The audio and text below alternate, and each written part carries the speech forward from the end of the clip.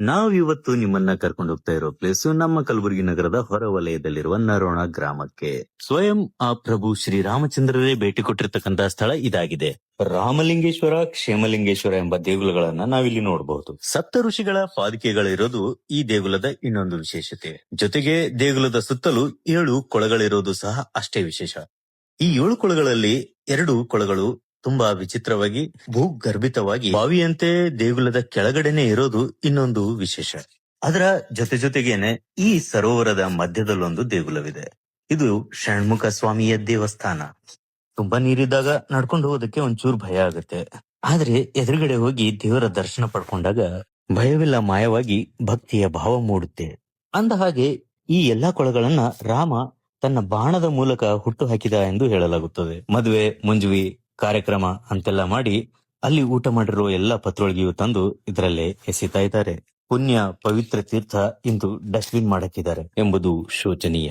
ಇನ್ನೊಂದು ಐತಿಹ್ಯದ ಮುಖಾಂತರ ಇಲ್ಲಿ ಅಗಸ್ತ್ಯ ಮಹರ್ಷಿಗಳು ತಂಗಿದ್ದರು ಎಂದು ಹೇಳಲಾಗುತ್ತದೆ. ಚಾರಿತ್ರಿಕ ಆಧಾರವಾಗಿ ಹೇಳಬೇಕಂದ್ರೆ ಈ ದೇಗುಲಗಳು 11-12ನೇ ಶತಮಾನದಲ್ಲಿ ಕಟ್ಟಿಸಿದ್ದಿರಬಹುದು ಎಂದು ಹೇಳಲಾಗುತ್ತದೆ.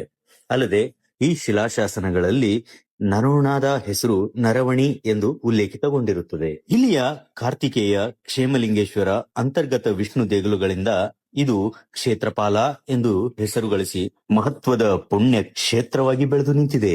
ಪ್ರಭು ಶ್ರೀರಾಮರಿಗೆ ತಾಕಿದ್ದ ಬ್ರಾಹ್ಮಣ ಹತ್ಯೆಯ ದೋಷವೂ ಸಹ ಇಲ್ಲೇ ನಿವಾರಿಸಲಾಗಿದೆ ಎಂದು ಹೇಳಲಾಗುತ್ತದೆ.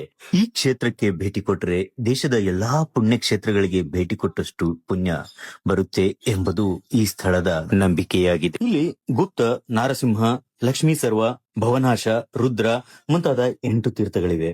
ಇವುಗಳಲ್ಲಿ ಗುಪ್ತತೀರ್ಥ ಕ್ಷೇತ್ರದಿಂದ 1-2 ಫರ್ಲಾಂಗ್ ದೂರದಲ್ಲಿ ಹುಟ್ಟಿ ಕೊಳ್ಳವಾಗಿ ವರ್ಷವುದ್ದಕ್ಕೂ ಹರಿದರೆ, ಭವನಾಶ ತೀರ್ಥವು ಗುಹೆಯೊಳಗೆ ಇದ್ದು ಅಲ್ಲಿ ಕಾಳಿಕಾ ಹಾಗೂ ಭೈರವನ ಉಗ್ರ ಶಿಲ್ಪಗಳಿವೆ. ಉಳಿದ ತೀರ್ಥಗಳು ವಿಶಾಲವಾದ ಪುಷ್ಕರಣಿಗಳಾಗಿವೆ. ಕ್ಷೇಮಲಿಂಗೇಶ್ವರ ಗುಡಿಯು ಪುರಾತನದ್ದಾಗಿದ್ದು ಸರಳವಾಗಿದೆ. ಅಷ್ಟೇ ಅಲ್ಲ, ನಾರಾಯಣ ದೇವರ ಮಠವೊಂದು ಸಹ ಇಲ್ಲಿತ್ತು ಎಂಬ ಉಲ್ಲೇಖನೀಯವಿದೆ. ಊರ ಹೊರಗೆ 85 ಎಕರೆಗಳಷ್ಟು ವಿಶಾಲವಾದ ಪ್ರದೇಶದಲ್ಲಿ ಈ ಕ್ಷೇತ್ರವು ಸುತ್ತ ಹಸಿರಿನೊಂದಿಗೆ, ನಡುವೆ ಹರಿಯುವ ಝರಿಯೊಂದಿಗೆ ಭಕ್ತಿ ಮೂಡಿಸುವ ದೇಗುಲಗಳ ಸಮುಚ್ಚಯ ಹಾಗೂ ವಿವಿಧ ಶಿಲಾ ಮೂರ್ತಿಗಳಿಂದ ಕೂಡಿದ್ದು ನೋಡಲು ಮನೋಹರ ರಮಣೀಯವಾಗಿದೆ.